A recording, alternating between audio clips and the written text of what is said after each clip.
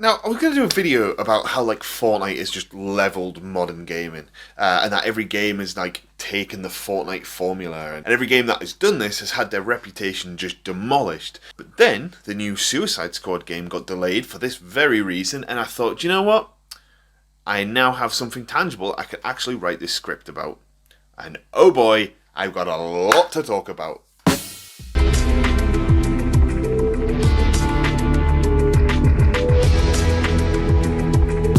Obviously, that we know that Fortnite just completely changed, like, the gaming landscape, just from top to bottom. I mean, it didn't just change it, it slapped that shit into line, basically. How did, whatever it did, just pollute the gaming landscape and turn it into what it is now? To be honest, I have absolutely no idea, but I'm going to talk about it in this video, and maybe we'll try and figure out together.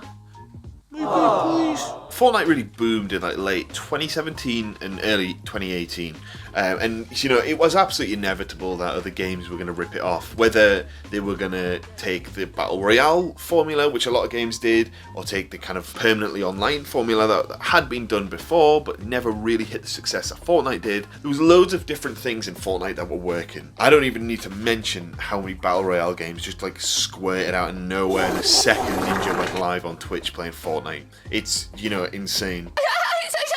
But I'm not going to talk about the Battle Royale games, because I feel like everybody's talked about how Battle Royale games are killing gaming and blah blah blah blah blah. I ain't going to do that. What I'm going to talk about is the Battle Pass system. People have definitely talked about the Battle Pass system a lot more than I have, but do I care? No. I want to talk about it because as much as I think that games are kind of just stealing that concept and creating a soulless copy of it for their game, I kind of like the Battle Pass system. Okay. Just let me explain. Just chill out, alright? Please stop typing that comment. Just let me explain. However, before I do, I want to talk about today's sponsor. No, I'm only kidding. Nobody's sponsoring me yet. Anyways, let's just backtrack and talk about a couple of the other games that have used the Battle Pass system. So, I'm going to talk about two games here. There's one that had huge success as a game itself, with kind of a bad, or maybe not necessarily bad, but a soulless Battle Pass. And then the other game is the complete opposite way around, which was just absolutely, it was essentially just terminated on launch. But it had what I think was actually a pretty good Battle Pass system, especially for what it was. But both games absolutely received backlash for both the use of the Battle Pass system and obviously a lot of other things. Now, if you didn't already guess it, the first game is Warzone. Now, like most people, when Warzone really hit, actually I was going to say I played that a lot more than I did Fortnite, but I'm very ashamed to admit that I played both games a lot. Especially during Warzone, Especially during lockdown, I was playing this game just non-stop. That was kind of what got me through the initial lockdowns. I was terrible at it, so I don't really know why I played it that much. However, I was just completely hypnotized by the game. I don't know what it was. No matter how bad I was, no matter how many games I never won, I just would not stop playing this game. But I'm probably not alone in saying that I think Warzone is the only other good Battle Royale game other than Fortnite. I think those two were like the only ones who ever got the Battle Royale formula. They got it right.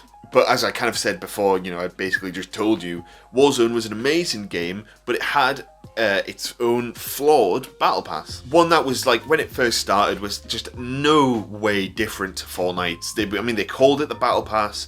It had the exact same progression system. It was literally just a copy. I only ever found myself buying the Battle Pass kind of like, just because, like I said, during lockdown, I was playing so much Warzone. I thought, if I'm playing it so much, I might as well be unlocking things. That's the way I saw it. I thought, I might as well just get it. And if I was playing Warzone a lot, kind of after lockdown, even recently with Warzone 2, if I was just playing it a lot, I thought, I might as well just buy it. Because if I'm going to play it a lot, I might as well get a bit of something out of playing it a lot, I guess. But I think, to be honest, the problem with the Warzone Battle Pass wasn't necessarily kind of the logistics of kind of how they used the Battle Pass system. I think there was no reason to buy it. Like I've just said, the only reason I ever actually paid for it was because I thought I might as well. It wasn't because I saw the Battle Pass, I was like, yo, this tier 100 skin is great. That never happened once. I don't actually remember there ever being a good skin in the Battle Pass for Warzone. Like, ever. There was just never anything that made me want to grind for it. I just grinded because I was playing it a lot. I think they added like some 80s songs at one point, and like the theme tune from Black Ops 2, I think. Well, that's cool, but really, I'm going to pay like, what, £8 for just that? No.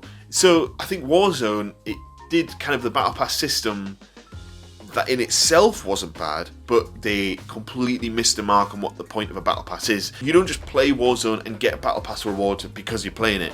The whole point of a battle pass is it gives you something to grind towards. But I never heard anybody saying, like, oh, have you seen the new tier 100 skin? Wow, I can't wait to grind and get that tonight. The complete opposite with Fortnite, and kind of the reason Fortnite was so successful is because everybody wanted those like tier 100 skins. You know, Warzone never had that last minute grind for John Wick skin. You know, it never had that. I can't believe I just said that. I'm making a YouTube video and I'm talking about John Wick skin. Jeez. So like I say, anyway, it wasn't a failure in itself. It was literally just a cut and paste from Fortnite, but it was completely soulless. There was no purpose to grinding on that battle pass. Grinding on that battle pass. Now, what is kind of confusing is that COD actually did bring out some pretty good skins kind of during the lifetime of Warzone. It introduced its own item store, which you had to pay like extortionate amounts of money, which I guess is the same as Fortnite. But, you know, I think they brought out, there was Judge Dredd at one point. I think Rambo and John McClane were in there. And then they even kind of did some original skins, where I think one was, I got it, I can't remember what it was, but it's like the guy from Hell, he's covered in fire and stuff. So they actually did have some good skins in the game that you could buy. But none of them were in the Battle Pass. So to me that makes no sense, because in my opinion, if you're implementing a Battle Pass, you're not just implementing it so people can just get stuff. You know, nobody's grinding the Battle Pass for a weapon charm. People are grinding the Battle Pass for cool gear, cool cosmetics that everybody can see and think, oh, you know, they're the ones who grinded for the top spot, you know, they are pretty good. That's the whole point of a Battle Pass. If you saw that, like, Omega skin, I don't want to talk about Fortnite, but if you saw that Omega skin back in Season 4, you'd be like, oh, okay, they must be pretty good because they've got to the top tier. So when Warzone released theirs and there was nothing like that, it was completely pointless. It missed the mark, absolutely, completely missed the mark, which obviously was Activision wanted a bit more money, didn't they? They didn't want to have to, oh, we're not going to give people these amazing skins with just for £8. You know, they're going to have to pay 20 quid a piece if they want these.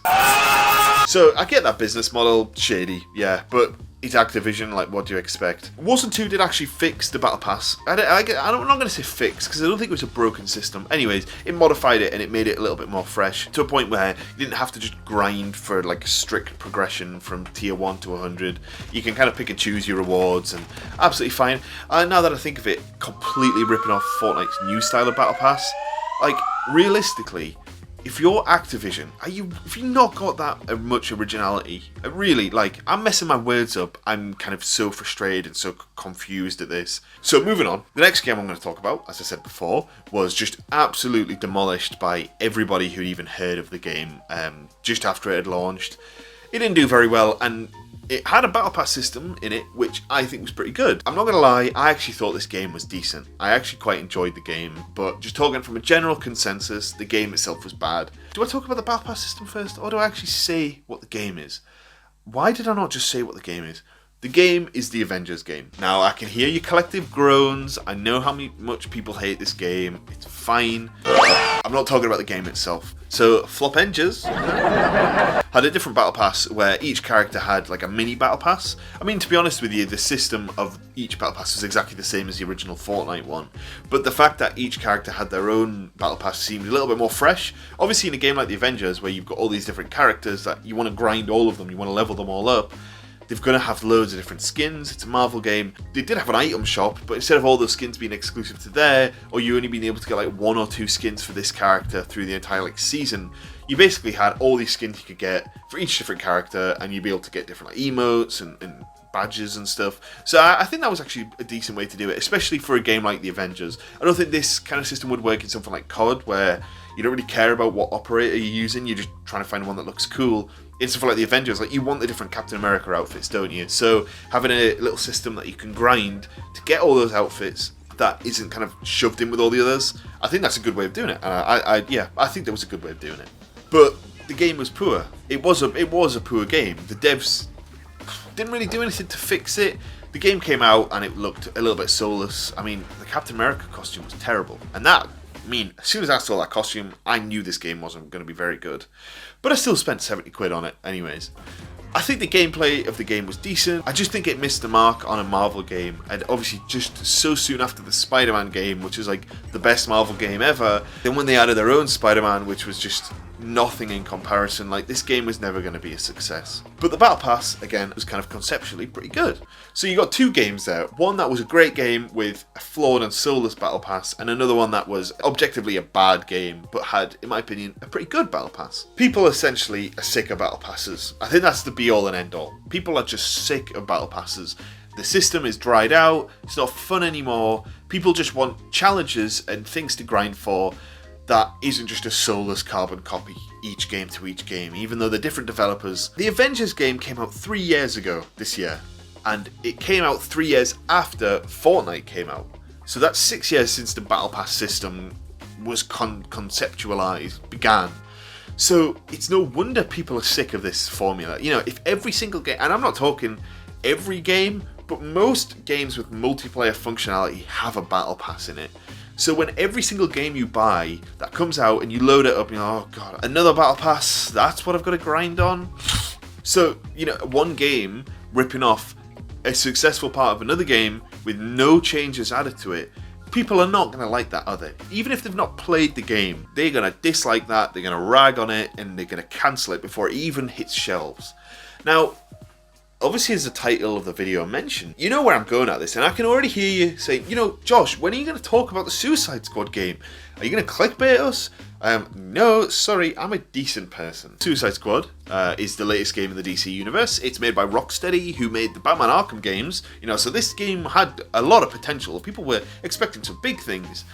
But it's been pushed back by 3 months. And the reason it was pushed back by 3 months, a while ago there was a leak that was obviously leaked, but it showed the game's kind of home, and it showed the UI, and it showed the menu system. I was looking for the word menu. Now in the menu was a Battle Pass. You already know where I'm going with this. This game is coming out 6 years after Battle Pass has started, and it's coming 3 years after a game that was just demolished. And one of those reasons for being is having just a carbon copy Battle Pass. So people are not best pleased that they're adding another Battle Pass into this game. People are already kind of mad because this game is single player. There is no multiplayer functionality, but it requires an online service, which in my opinion doesn't make any sense and is just a surefire way of just disconnecting a whole bunch of fans who don't have internet or they don't pay for like PlayStation Plus, for example. Now none of these people are going to be able to play the game. So now you've already dropped a load of sales and you add in this dead system that everybody is sick to death of, and you're expecting everybody to be like, yo, a Battle Pass? Hell yeah. You can get what I'm saying. You know, the Suicide Squad game has already failed because now people have this bad taste in their mouth, no matter how great this game could be. And if it is amazing, people will probably change their minds and they'll come around to it. But if this game is average, it's going to just be another Avengers game. And already people are saying that it's the DC version of the Avengers game, and that's not good. So people have already made their minds up about this game. People have already decided that this game is going to flop, and it's going to be soulless. I mean, to be honest with you, the gameplay, I think there's a reason to bash it, because the gameplay does look soulless. If you told some random guy like, so a few of these characters like have guns and they throw stuff, so what do you think the gameplay is going to be? They would probably come up with this game. It's just like they did take the Avengers, slapped on DC characters and went, there you go. Now, to me, you can delay this game all you want, but I know they're not going to remove that Battle Pass. And I mean, if they do, they're not going to be able to change the gameplay mechanics. So nobody is going to love this game at launch. If it has a fantastic story, which in my opinion is what makes games, I think people might come around to it. In 3 months, you're not going to fix any of these major issues. Now, obviously, nobody's played it yet. You know, I've not played it yet. But I think, just to me, I find the backlash on the Battle Pass really interesting. Because in concept, the Battle Pass is a fantastic idea for a game, but I think it's just the devs themselves who've ruined it. I think if you do the same mechanic in every different game, that, in my opinion, is just a surefire way of people to just make their minds up about your game before they even touch it. As a game developer, you should do your research. You should know what people think about Battle Passes. You know, if you're making a DC game, which is all about superheroes, and you can choose which character, you know, it's essentially taking a lot of the core gameplay mechanics the Avengers game had. Surely you should do your research on that game. You would do everything you can to figure out why that game failed and make sure you don't do the same. And the fact that they've put a Battle Pass in, just to me, proves that they've not really done that. And from Rocksteady, the people who made probably the best game of all time, or one of them anyways, the fact that they didn't do this and the fact that they've made this game, to me, is just sad. It's just sad that now we have this game that everybody's made their minds up, not many people are going to like on launch, and there's nothing the devs can do about it. But it's only themselves to blame. All they had to do was literally go on YouTube and search, why was the Avengers game bad? And they would have gone, oh right, okay, so they did this, this and this. Let's make sure we don't do that.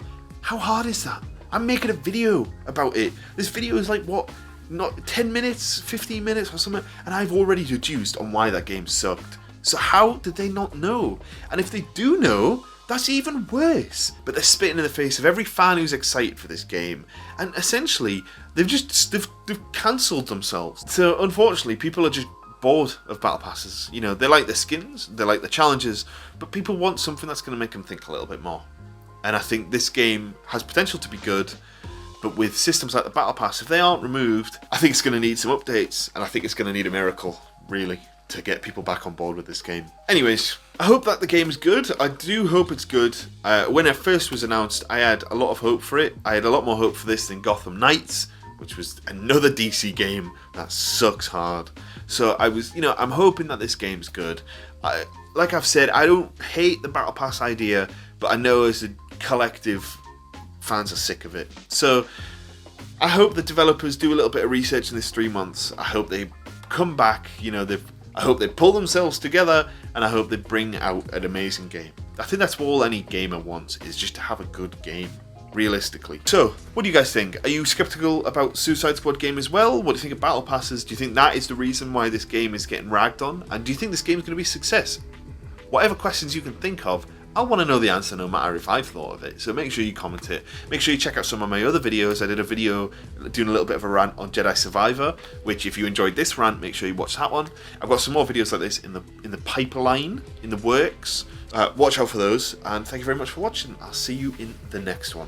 I'm now being told I have to leave, so thank you very much for watching. Goodbye. Thanks.